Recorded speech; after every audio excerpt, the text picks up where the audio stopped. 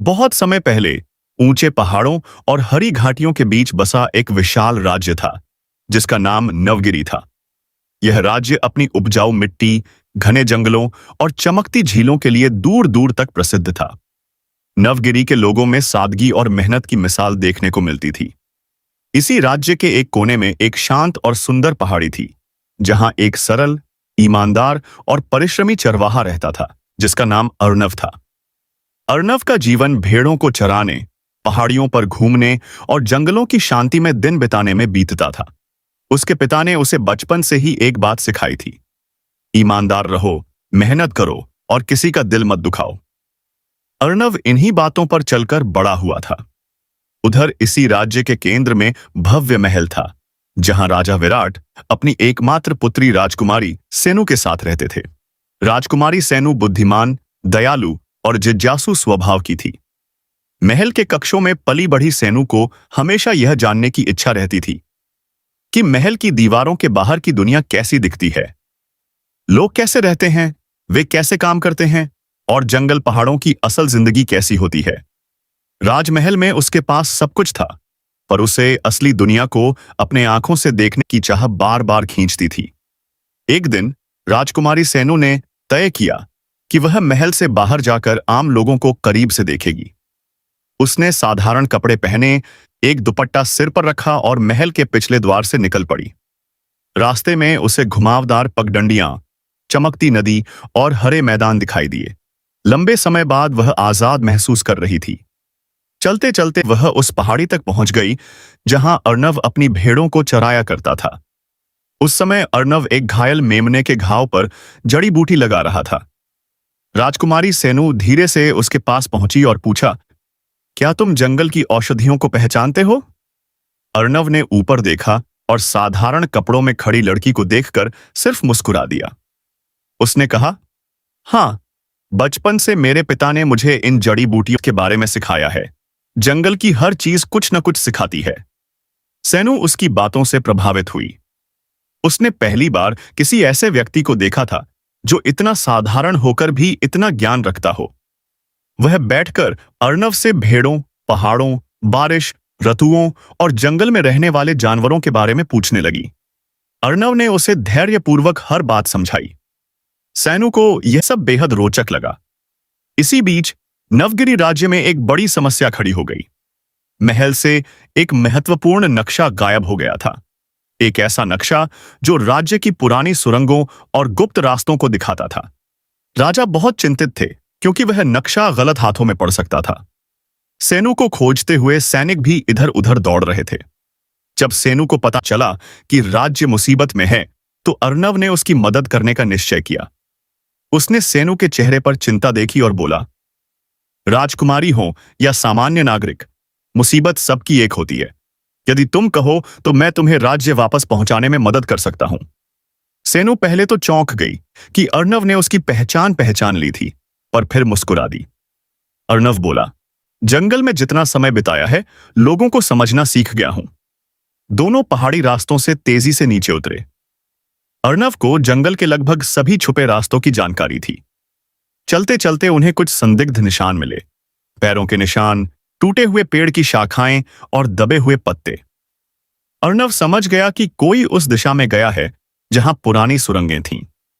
वह सेनु को सुरक्षित तरीके से वहां ले गया। पुरानी सुरंग अंधियारे और धूल भरे पत्थरों से भरी हुई थी, लेकिन अर्णव के पास मशाल थी और रास्ता पहचानने का अनुभव भी। अंदर जाकर दोनों ने देखा कि दो चोर नक्शा खोलने की कोशिश कर रहे थे। अर्णव ने तेजी से पहल की। उसने मशाल की रोशनी सीधे चोरों की आंखों पर डाल दी, जिससे वे घबरा गए। इतने में सेनु ने बाहर सैनिकों को आवाज लगा दी और सैनिक सुरंग में पहुंचकर चोरों को पकड़ लिया। नक्शा सुरक्षित वापस राजा के पास पहुंचा। राजा विराट ने अर्णव की ईमानदारी और साहस की बहुत प्रशंसा की। उन्होंने उसके परिवार की मदद की, उसे राज्य का वन रक्षक नियुक्त किया और कहा कि जंगल, पहाड़ और प्रकृति के बारे में उसके ज्ञान की राज्य को हमेशा जरूरत रहेगी। राजकुमारी सेनु ने भी महल में सबके सामने स्वीकार किया कि उसने जंगल से, चरवाहे से और जीवन की सादगी से बहुत कुछ सीखा है। उसने अपने पिता से आग्रह किया कि आम लोगों के लिए भी बेहतर स्कूल और उपचार केंद्र बनाए जाएं, ताकि ज्ञान और सुविधा हर किसी तक पहुंच सके। अर्णव और सेनु दोनों अपने अपने जीवन में आगे बढ़ते गए, एक राज्य की जिम्मेदारियों में और दूसरा प्रकृति की सुरक्षा में।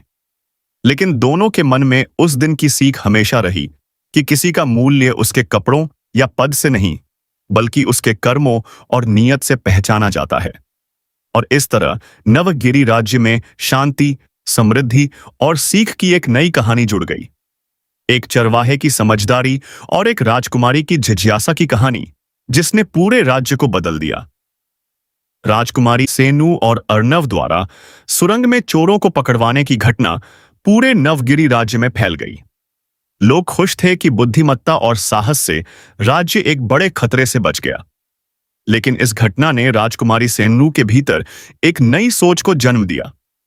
उसने महसूस किया कि महल के भीतर रहकर वह दुनिया के दुख, संघर्ष और मेहनत को कभी सही तरह से समझ नहीं पाएगी। इसलिए उसने संकल्प लिया कि वह समय समय पर आम नागरिकों के बीच जाकर उनकी जरूरतें और समस्याएं जानेगी। उसने यह बात राजा विराट से कही। पहले तो राजा थोड़े चिंतित हुए, पर जब सेनु ने समझाया कि एक दिन उसे भी राज्य संभालना होगा और उसे अपने लोगों को जानना चाहिए, तो राजा उसकी बात मान गए। उधर अर्णव ने भी नई जिम्मेदारी मिलने के बाद जंगल और पहाड़ियों की सुरक्षा को और गंभीरता से लेना शुरू किया। वह हर सुबह सूर्योदय से पहले जंगल की सीमाओं पर निरीक्षण करता, पेड़ों पर लगे रोगों को पहचानता, जानवरों की गतिविधियां देखता और गांव वालों को प्राकृतिक खतरों के बारे में सावधान करता। धीरे धीरे लोग उसे सिर्फ चरवाहा नहीं, बल्कि जंगल का संरक्षक कहने लगे। उसकी शांति, धैर्य और ईमानदारी ने सबके दिलों में उसके लिए सम्मान पैदा कर दिया। एक दिन राजकुमारी सेनु ने सोचा कि उसे फिर से पहाड़ी इलाके में जाना चाहिए, जहां वह पहली बार अर्णव से मिली थी। वह साधारण कपड़े पहनकर कुछ सैनिकों के साथ चुपचाप उस दिशा में निकल पड़ी, लेकिन सैनिकों को उसने थोड़ी दूरी पर रुकने को कहा। वह चाहती थी कि वह आम लोगों की तरह महसूस करे, बिना महल की सुरक्षा, बिना बड़े राजकीय सम्मान के। वह चुपचाप अर्णव की चरागाह वाली जगह पर पहुंची। वहां उसने देखा कि अर्णव बच्चों के एक छोटे समूह को जंगल की जड़ी बूटियों के बारे में सिखा रहा था। बच्चे बड़े ध्यान से सुन रहे थे कि कौन सी पत्ती बुखार में काम आती है, कौन सी चोट पर काम आती है और कौन सी पौधा जंगल में रास्ता पहचानने में मदद करता है। सेनु को यह देखकर बहुत अच्छा लगा कि एक साधारण चरवाहे ने इतने बच्चों के जीवन में सीख और प्रकृति का ज्ञान भर दिया था। सेनु धीरे से पास आई और बोली, तुमने बच्चों के लिए यह सीखने का केंद्र कब शुरू किया? अर्णव ने पलटकर देखा और हल्की मुस्कान के साथ बोला, उस दिन के बाद जब हमने मिलकर नक्शा वापस लिया, मुझे समझ आया कि ज्ञान हर किसी तक पहुंचना चाहिए। जंगल सिर्फ मेरे लिए नहीं, इन बच्चों के लिए भी है। और यह समाज अगर वे प्रकृति को समझेंगे तो वे इसे बचा सकेंगे। सेनु उसकी बातों से प्रभावित हुई। उसने वहीं खड़े होकर सोचा कि राज्य में ज्ञान, शिक्षा और प्रकृति के संरक्षण को लेकर बहुत कुछ किया जा सकता है। उसी समय उसके मन में एक बड़ा विचार आया, क्यों न जंगल के पास एक प्रकृति विद्यालय बनाया जाए, जहां बच्चे जंगल के साथ साथ पढ़ाई भी कर सकें। उसने अर्णव से यह विचार साझा किया। अर्णव पहले तो चकित हुआ, लेकिन फिर उसने सिर हिलाकर कहा कि यह राज्य के भविष्य के लिए बहुत अच्छा होगा। समय बीतता गया और सेनु ने अपने पिता को यह प्रस्ताव बताया। राजा विराट ने इसकी मंजूरी दे दी। कुछ ही महीनों में जंगल के किनारे एक सुंदर विद्यालय बनकर तैयार हो गया। इस विद्यालय में किताबें, विज्ञान, गणित, इतिहास के साथ साथ प्रकृति, पशु पक्षी, मिट्टी, बीज, जड़ी बूटी और जंगल संरक्षण की शिक्षा दी जाती थी। अर्णव को इस विद्यालय का मार्गदर्शक बना दिया गया। लोग दूर दूर से अपने बच्चों को यहां पढ़ने लाने लगे। लेकिन जैसे जैसे विद्यालय का काम बढ़ा, कुछ असामाजिक लोग परेशान हो गए। उन्हें डर था कि प्रकृति संरक्षक बढ़ेंगे तो वे जंगल की चोरी, जैसे पेड़ काटना, दुर्लभ पौधे निकालना और जंगली जानवरों का शिकार नहीं कर पाएंगे। उन्होंने विद्यालय को नुकसान पहुंचाने की योजना बनाई। एक रात कुछ लोग चुपके से विद्यालय की गोदाम के पास पहुंच गए और वहां आग लगाने की कोशिश की। लेकिन उसी समय अर्णव जंगल की ओर से लौट रहा था। उसे धुएं की हल्की सी गंध महसूस हुई। वह तेजी से दौड़ता हुआ गोदाम की तरफ गया, बच्चों की कक्षाओं को सुरक्षित किया और सैनिकों को तुरंत खबर भेजी। सैनिकों के पहुंचने से पहले ही अर्णव ने आग को फैलने से रोक लिया। इससे बड़ा नुकसान होने से बच गया। अगले दिन राजा विराट स्वयं विद्यालय पहुंचे और उन्होंने सबके सामने कहा कि यह विद्यालय राज्य की शान है और इसे नुकसान पहुंचाने वालों को कड़ी सजा मिलेगी। राजकुमारी सेनु ने भी वहां खड़े होकर बच्चों से कहा, ज्ञान की रोशनी को कोई आग नहीं जला सकती। हम सब मिलकर अपने जंगल, अपने राज्य और अपने भविष्य की रक्षा करेंगे। इस घटना के बाद विद्यालय और भी प्रसिद्ध हो गया। लोग समझ गए कि राज्य सिर्फ महल या सैनिकों से नहीं चलता, बल्कि उन लोगों से भी चलता है जो प्रकृति, शिक्षा और ईमानदारी को महत्व देते हैं। अर्णव को अब हर दिन नई जिम्मेदारियां मिलती। कभी वह विद्यार्थियों को जंगल दिखाता, कभी पेड़ों की नई प्रजातियां सिखाता, कभी वन रक्षक दल को प्रशिक्षण देता। और इस तरह एक साधारण चरवाहा राज्य का सबसे महत्वपूर्ण व्यक्ति बन गया, बिना पद, बिना शक्ति, लेकिन अपने ज्ञान और कर्तव्य के कारण। राजकुमारी सेनु ने भी समझ लिया कि सच्चा नेतृत्व वही है जो लोगों को प्रेरणा दे, जो सीख दे और जो भविष्य को बेहतर बनाए। विद्यालय पर हुए हमले के बाद पूरा नवगिरी राज्य और भी अधिक एकजुट हो गया। लोग समझ चुके थे कि शिक्षा और प्रकृति की रक्षा करने का काम किसी एक व्यक्ति का नहीं, बल्कि पूरे समाज का है। विद्यालय के निर्माण के बाद अब राजा विराट ने अर्णव और राजकुमारी सेनु के सुझाव पर एक और बड़ा निर्णय लिया। जंगल के किनारे एक विशाल प्रकृति अभयारण्य बनाया जाए।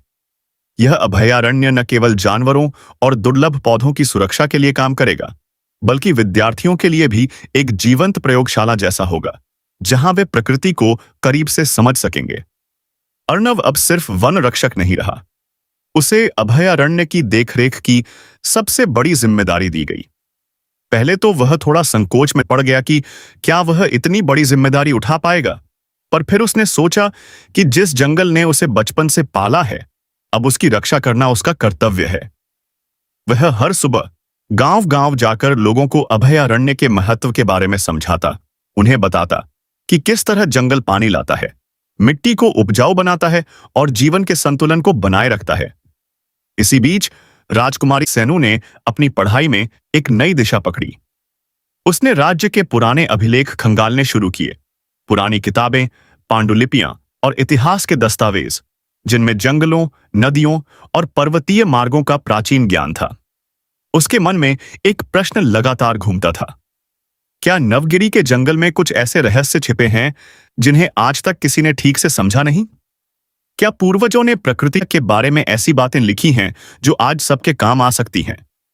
एक दिन उसे राज्य के सबसे पुराने पुस्तकालय की धूल भरी अलमारियों में एक लगभग टूटी हुई पांडुलिपि मिली, जिसके पन्ने पीले पड़ चुके थे। उस पांडुलिपि में एक अनोखा वर्णन था, जंगल के सबसे गहरे हिस्से में एक प्राचीन प्रहरी वृक्ष के बारे में, जो सैकड़ों वर्षों से खड़ा है और जो राज्य के मौसम, वर्षा और नदी के प्रवाह को प्रभावित करता है। कहा गया था कि यदि कोई उस वृक्ष की रक्षा करेगा तो राज्य हमेशा समृद्ध रहेगा, और यदि कोई उसे नुकसान पहुंचाएगा तो प्रकृति असंतुलित हो जाएगी। सेनु ने तुरंत यह बात अर्णव को बताई। अर्णव इस जानकारी से अत्यंत उत्साहित था, क्योंकि उसने जंगल के उस हिस्से के बारे में बुजुर्गों से सुना तो था, लेकिन कभी वहां जाने की हिम्मत नहीं की थी। वह हिस्सा इतना घना और रहस्यमय था कि वहां रोशनी भी मुश्किल से पहुंचती थी और रास्ते भी हर मौसम में बदल जाते थे। लेकिन अब राज्य के हित के लिए अर्णव और सेनु दोनों ने तय किया कि वे उस पुराने वृक्ष को ढूंढेंगे। अगले ही दिन उन्होंने अनुमोदन लिया और अपने साथ कुछ सैनिकों तथा विद्यालय के 2 अनुभवी शिक्षकों को लेकर जंगल की गहराइयों की ओर निकल पड़े। रास्ते में उन्हें अनगिनत चुनौतियों का सामना करना पड़ा। अनजाने पेड़, अचानक बदलते रास्ते, एक नदी जो दिखती तो शांत थी, पर उसके बहाव में छिपे पत्थर बेहद फिसलन भरे थे।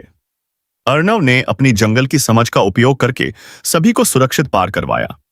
जैसे जैसे वे आगे बढ़े, हवा ठंडी होती गई, पेड़ों की ऊंचाई बढ़ती गई और ऐसा लगने लगा जैसे जंगल खुद उन्हें किसी दिशा में ले जा रहा हो। पक्षियों की आवाजें धीरे धीरे कम हो गईं और जंगल में एक अद्भुत शांति फैल गई। कुछ घंटे बाद जब सूरज की रोशनी हल्की सी डालियों के बीच से छनकर नीचे उतरी, तो सभी की आंखें उस दृश्य पर टिक गईं। उनके सामने एक विशाल प्राचीन वृक्ष खड़ा था, जिसकी मोटी जड़ों और चौड़ी शाखाओं को देखकर लगता था कि वह सैकड़ों वर्षों से इस भूमि का मौन प्रहरी है। लेकिन जैसे ही वे उस वृक्ष के पास पहुंचे, उन्हें वहां इंसानों के पैरों के ताजा निशान दिखाई दिए। किसी और को भी इस वृक्ष तक पहुंचने का रास्ता मिल गया था। अर्णव के मन में बेचैनी बढ़ने लगी। उसने तुरंत चारों तरफ निरीक्षण किया और पाया कि कोई व्यक्ति इस क्षेत्र की मिट्टी के नमूने खोदकर निकाल चुका था। यह साफ संकेत था कि कोई इस प्राचीन वृक्ष के रहस्यों का गलत उपयोग करना चाहता है। राजकुमारी सेनु चिंतित हो उठी। उसने कहा कि यदि कोई व्यक्ति प्रकृति के इस संतुलन को तोड़ने की कोशिश करेगा, तो पूरे नवगिरी राज्य की वर्षा, मिट्टी और खेती प्रभावित हो सकती है। अर्णव ने निश्चय किया कि वह जल्द से जल्द पता लगाएगा कि आखिर ये लोग कौन हैं और क्या योजना बना रहे हैं।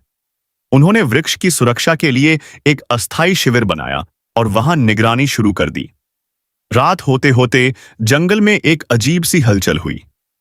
हवा भारी हो गई, पत्तियां कंपाने लगीं और दूर कहीं किसी के कदमों की आवाज सुनी देने लगी। अर्णव और उसकी टीम सतर्क हो गए।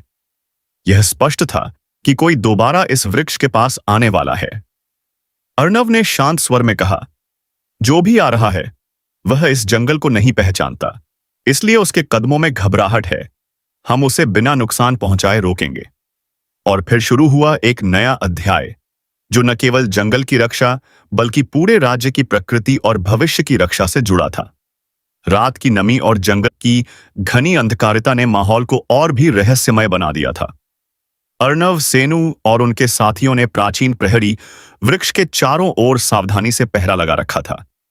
हल्की हवा पेड़ों की शाखाओं को हिला रही थी, जिससे ऐसा प्रतीत हो रहा था जैसे जंगल खुद उन्हें किसी आने वाले खतरे के बारे में चेतावनी दे रहा हो। अचानक अर्णव ने देखा कि दूर एक छाया धीरे धीरे उनके शिविर की ओर बढ़ रही है। उसके कदम असामान्य रूप से सावधानीपूर्ण थे, जैसे वह हर आवाज से बचने की कोशिश कर रहा हो। परंतु जंगल की जमीन की सूखी पत्तियां उसे बार बार बिट्रेइंग करती जा रही थीं। अर्णव ने सेनु को हल्का सा इशारा किया और दोनों पेड़ों की जड़ों के पीछे छिपकर ध्यान से देखने लगे। कुछ ही क्षण बाद वह व्यक्ति पास आ गया। उसका चेहरा आधा ढका हुआ दिखा, लेकिन उसकी चाल में एक अनुभवहीन जल्दबाजी थी। वह सीधे प्राचीन वृक्ष की ओर बढ़ रहा था, जैसे उसे पहले से पता हो कि उसे कहां पहुंचना है। उसके हाथ में एक चमकदार और साचमच औजार था, शायद मिट्टी खोदने या जड़ों की जांच करने के लिए। अर्णव आगे बढ़ने ही वाला था कि अचानक सेनु ने फुसफुसाकर कहा, शायद इसके पीछे कोई बड़ा षड्यंत्र है। इसे पकड़कर इसके इरादों को समझना होगा। अर्णव ने सिर हिलाया और सावधानी से कदम रखते हुए उस व्यक्ति के पीछे जा पहुंचा। जैसे ही वह आदमी वृक्ष की जड़ों को छूने वाला था, अर्णव ने आगे बढ़कर उसकी कलाई पकड़ ली। आदमी चौंक गया और औजार उसके हाथ से गिर गया। अगले ही पल दो सैनिक आगे आए और उसे नियंत्रित कर लिया। राजकुमारी सेनु आगे आई और शांत स्वर में बोली, तुम कौन हो और इस वृक्ष के साथ क्या करने आए हो? वह व्यक्ति कुछ देर चुप रहा, लेकिन उसके चेहरे पर डर साफ झलक रहा था। कुछ मिनटों के बाद उसने कांपती आवाज में कहा, मुझे भेजा गया है। कोई मुझे मजबूर कर रहा है। वह चाहता है कि मैं इस क्षेत्र की मिट्टी और जड़ों के नमूने उसके पास ले जाऊं। अर्णव ने गंभीर स्वर में पूछा, कौन चाहता है कि इस वृक्ष को नुकसान पहुंचे? उस व्यक्ति ने इधर उधर नजरें दौड़ाईं, जैसे कोई उसे सुन रहा हो। फिर धीमी आवाज में बोला, एक धनी व्यापारी, वह राज्य के बाहर से है। उसे लगता है कि इस वृक्ष के नीचे कोई दुर्लभ खनिज है जो उसकी संपत्ति बढ़ा देगा। सेनु ने नफरत से कहा, इन लोगों को समझ नहीं आता कि प्रकृति कोई सोने चांदी की खान नहीं, बल्कि जीवन का आधार है।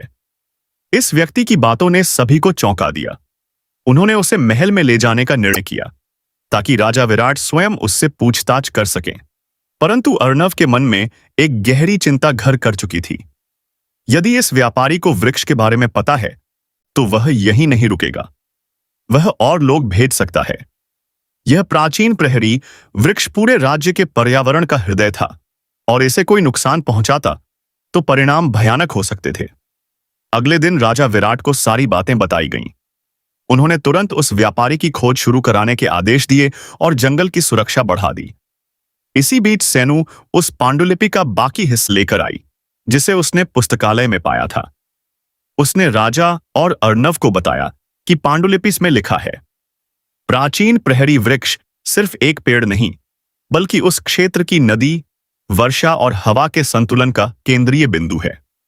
यदि इसकी जड़ों को खनन से क्षति पहुंची तो नवगिरी में सूखा, तूफान और मौसम का असंतुलन फैल सकता है। राजा ने तुरंत आपात सभा बुलवाई।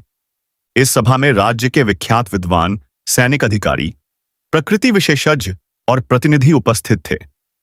उन्होंने निर्णय लिया कि प्राचीन वृक्ष के चारों ओर एक बड़ा संरक्षित क्षेत्र बनाया जाएगा जहां बिना अनुमति कोई प्रवेश नहीं कर सकेगा, और अर्णव को इस पूरे अभयारण्य का प्रमुख संरक्षक नियुक्त किया गया। यह सब सुनकर अर्णव के मन में गर्व और जिम्मेदारी का मिश्रण पैदा हुआ। उसे पता था कि आगे का रास्ता आसान नहीं होगा। वह हर दिन जंगल के सबसे कठिन हिस्सों तक जाता, नई राहें बनाता, जाल बिछाकर सुरक्षा सुनिश्चित करता और लोगों को प्राकृतिक संतुलन के महत्व के बारे में बताता। धीरे धीरे यह अभयारण्य राज्य का सबसे सुरक्षित स्थान बन गया। लेकिन इस शांत माहौल के पीछे अब भी तूफान छिपा था। व्यापारी का नाम अब सामने आया। उसका नाम बाहरी प्रदेशों में काफी प्रभावशाली माना जाता था। उसने नवगिरी राज्य पर दबाव डालना शुरू कर दिया था कि उसे जंगल में अनुसंधान की अनुमति दी जाए। राजा विराट ने स्पष्ट मना कर दिया। व्यापारी इससे क्रोधित होकर नवगिरी के व्यापारिक मार्गों में बाधा डालने लगा, जिससे राज्य के कई महत्वपूर्ण सामान देर से आने लगे। धीरे धीरे यह सिर्फ जंगल का मुद्दा नहीं बल्कि राज्य की सुरक्षा और सम्मान का मामला बन गया। राजकुमारी सेनु ने इस तनावपूर्ण माहौल में दृढ़ता दिखाई। उसने राज्य के अन्य पड़ोसी क्षेत्रों से वार्ता की और उन्हें समझाया कि प्रकृति की रक्षा हर राज्य की जिम्मेदारी है। कई राज्यों ने नवगिरी का समर्थन किया। इससे व्यापारी की योजना कमजोर पड़ने लगी, लेकिन वह अभी भी हार मानने को तैयार नहीं था। इसी दौरान अर्णव ने जंगल के अंदर कुछ अजीब गतिविधियां नोट की। कहीं पेड़ असामान्य रूप से कटे हुए मिलते, कहीं मिट्टी खोदी हुई दिखती और कभी-कभी रात में जंगल के बीच से किसी छिपे समूह के चलने की आवाजें आती। एक दिन अर्णव ने जंगल के पत्थरों पर कुछ चिन्ह पाए जो सामान्य लोगों को तो कुछ भी नहीं लगते, लेकिन जंगल के पुराने रहवासियों द्वारा बनाए गए गुप्त संकेत थे। इनका अर्थ था कि बाहरी लोग यहां आए थे। यह बात स्पष्ट थी। व्यापारी ने जंगल में चुपके से अपने लोग भेज दिए थे। अर्णव ने यह बात तुरंत सेनु और राजा को बताई। अब यह संघर्ष सिर्फ ज्ञान या लाभ का नहीं रह गया था। यह नवगिरी राज्य और उसकी प्रकृति की रक्षा का युद्ध बन चुका था। जैसे जैसे अर्णव ने जंगल में फैल रही हलचल के संकेतों को समझना शुरू किया, वैसे वैसे उसे महसूस होने लगा कि व्यापारी की योजना उससे कहीं अधिक गहरी और संगठित है। जंगल के भीतर उन चिन्हों का दिखाई देना इस बात का प्रमाण था कि व्यापारी के लोग सिर्फ सामान्य चोर या लकड़हारे नहीं थे। वे ऐसे प्रशिक्षित लोग थे जो छुपकर काम करना जानते थे और जो जंगल में अपने कदमों के निशान तक नहीं छोड़ते। इस बात ने अर्णव के मन में चिंता और बढ़ा दी। वह जानता था कि जंगल का संतुलन किसी भी क्षण बिगड़ सकता है और यदि प्राचीन प्रहरी वृक्ष को कोई नुकसान पहुंचता है तो पूरा राज्य संकट में आ सकता है। अगले कुछ दिनों में अर्णव ने लगातार निरीक्षण किया।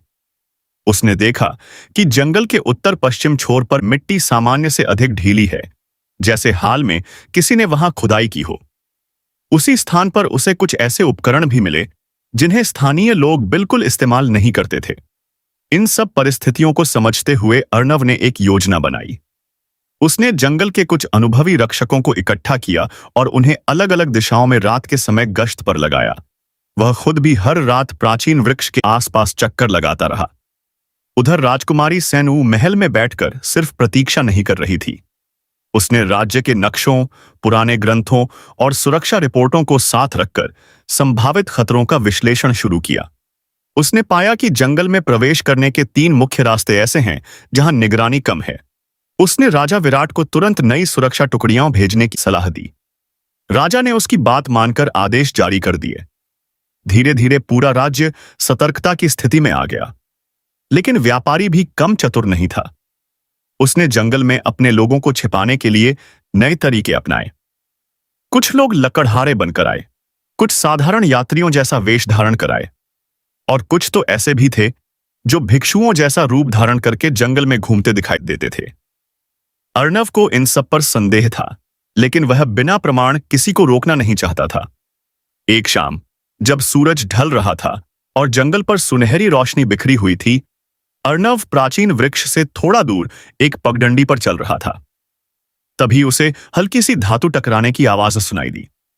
वह सावधानी से आगे बढ़ा और एक बड़े पेड़ की ओट से झांक कर देखने लगा। वहां दो लोग धीमी आवाज में बात कर रहे थे। उनके पास औजार, नक्शे और कुछ विशेष प्रकार के कटोरे जैसे पात्र थे, जिनमें वे मिट्टी और पौधों के नमूने डाल रहे थे।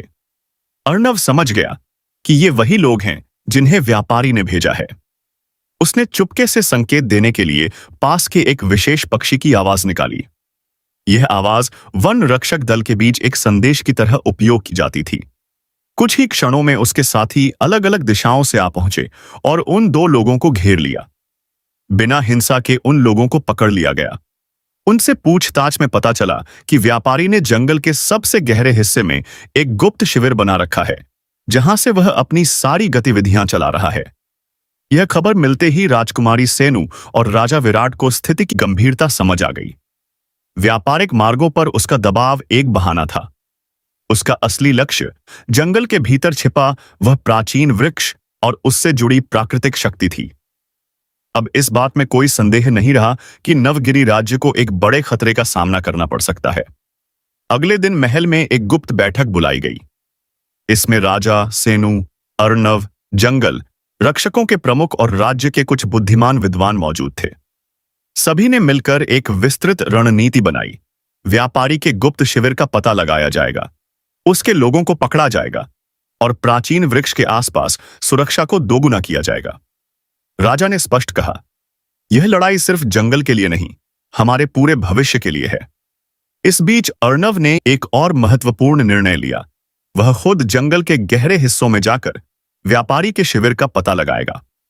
राजकुमारी सेनु ने उसका दृढ़ संकल्प देखकर कहा, तुम अकेले मत जाओ, मैं भी तुम्हारे साथ चलूंगी। यह मेरा भी राज्य है और इसकी रक्षा की जिम्मेदारी मेरी भी है। अर्णव ने सम्मान से सिर झुकाया। वह जानता था कि सेनु सिर्फ राजकुमारी नहीं, बल्कि एक सच्ची नेता है, जो कठिन समय में आगे बढ़कर खड़ी होती है। अगली सुबह दोनों अपने दल के साथ जंगल की सबसे जटिल और खतरनाक दिशा में चले। रास्ता मुश्किल था।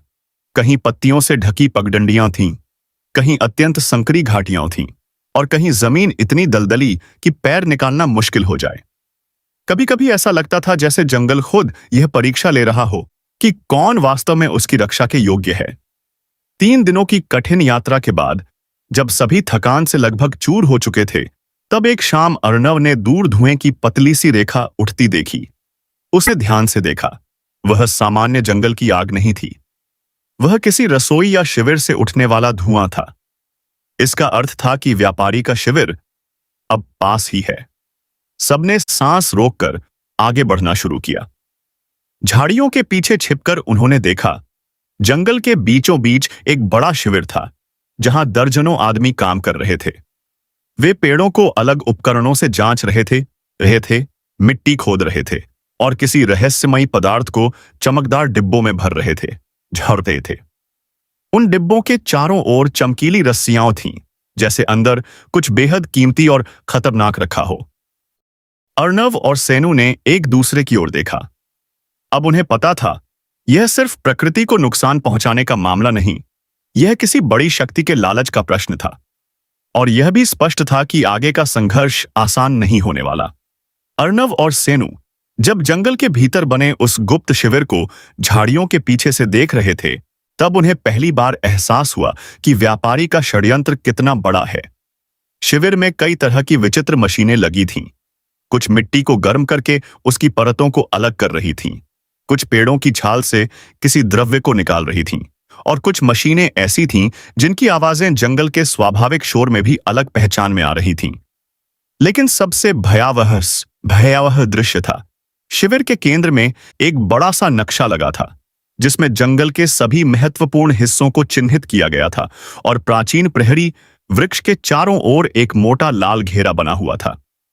यह साफ था कि व्यापारी सिर्फ वृक्ष की जड़ों या मिट्टी को नहीं चाहता था, बल्कि वह इस वृक्ष की ऊर्जा पर दावा करना चाहता था।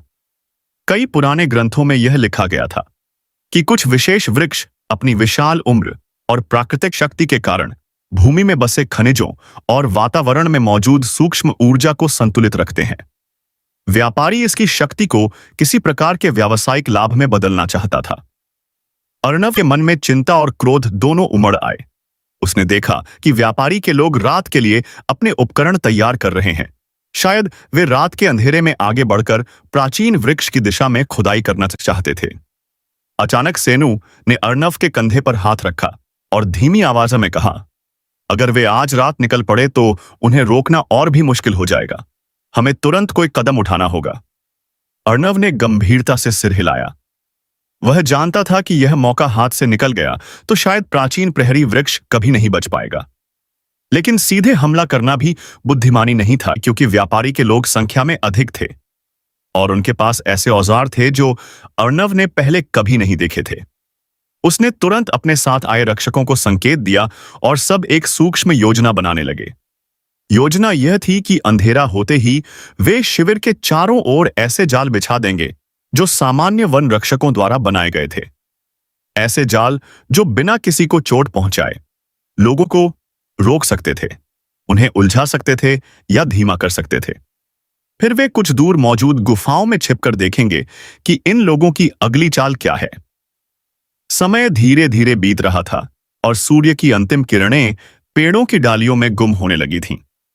जंगल में अंधेरा बढ़ते ही शिविर की गतिविधियां भी तेज हो गईं। कई लोग मशालें जलाकर उपकरणों को अंतिम बार जांच रहे थे। कुछ लोग दिशाएं देख रहे थे और कुछ नक्शे की रेखाओं को दोबारा गिन रहे थे। सेनूस ने फुसफुसाते हुए कहा, यह लोग बिना किसी को बताए बहुत बड़े पैमाने पर काम कर रहे हैं। वे सिर्फ चोरी नहीं कर रहे, ये प्रकृति से खिलवाड़ है। अर्णव ने दूर देखते हुए उत्तर दिया, और प्रकृति के संतुलन से खिलवाड़ का परिणाम हमेशा भयानक होता है। करीब आधी रात को व्यापारी का मुख्य दल जंगल के भीतर निकल पड़ा। उनके पास अजीब तरह की रोशनियां थीं जो सामान्य मशालों से अलग थीं, नीली, हल्की सी चमकती हुई। वे लोग शांत कदमों से लेकिन तेजी के साथ प्राचीन वृक्ष की दिशा में बढ़ रहे थे। अर्णव और उसके साथी छाया में छिपे हुए उनके पीछे बढ़े। कुछ ही दूरी पर जाल लगाए गए थे और जैसे ही व्यापारी के पहले 2 आदमी उस जगह पहुंचे, वे धीमे लेकिन मजबूत जाल में फंस गए जो उनके पैरों को इतनी तरह उलझा देता था कि वे हिल भी नहीं पाते।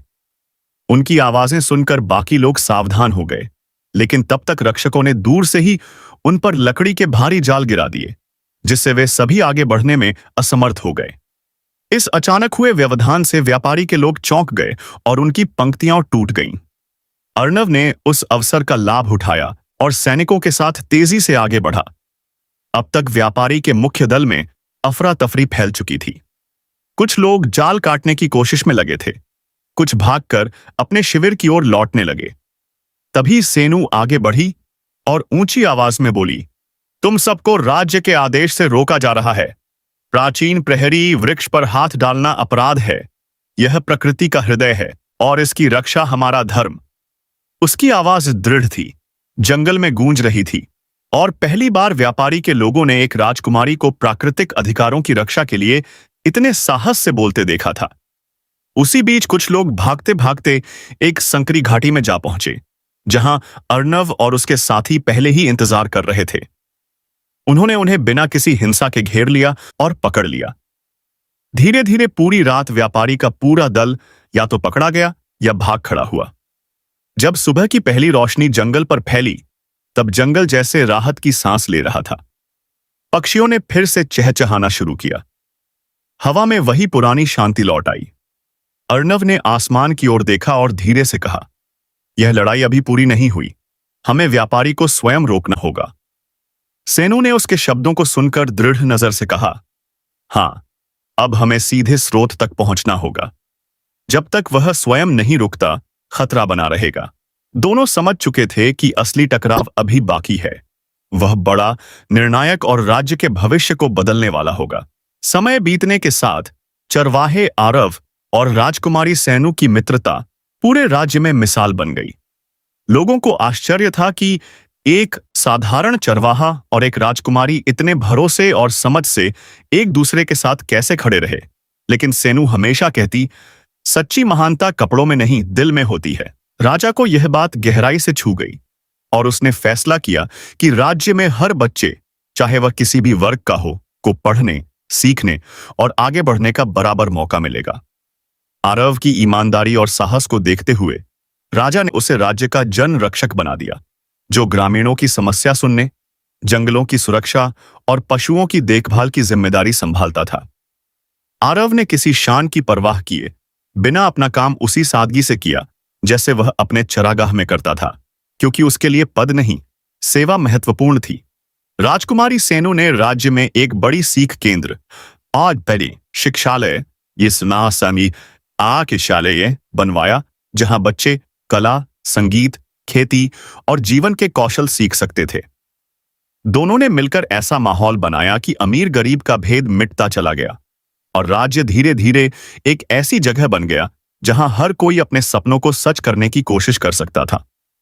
कई साल बाद जब लोग अपने बच्चों को मेहनत, ईमानदारी और साहस की मिसाल देना चाहते, तो वे कहा करते, चरवाहा आरव और राजकुमारी सेनु की तरह बनो, जो दुनिया बदलने के लिए एक दूसरे के साथ खड़े हुए थे। और इस तरह उनकी कहानी एक दंत कथा बन गई, जो पीढ़ियों तक सुनाई जाती रही, हमेशा याद दिलाते हुए कि महानता ऊंचाई में नहीं, बल्कि विनम्रता, दया और सही काम करने की इच्छा में होती है। हमारे चैनल को लाइक करें, शेयर करें और सब्सक्राइब करना बिल्कुल न भूलें। आपका एक छोटा सा सहयोग हमें आगे बढ़ने की ताकत देता है।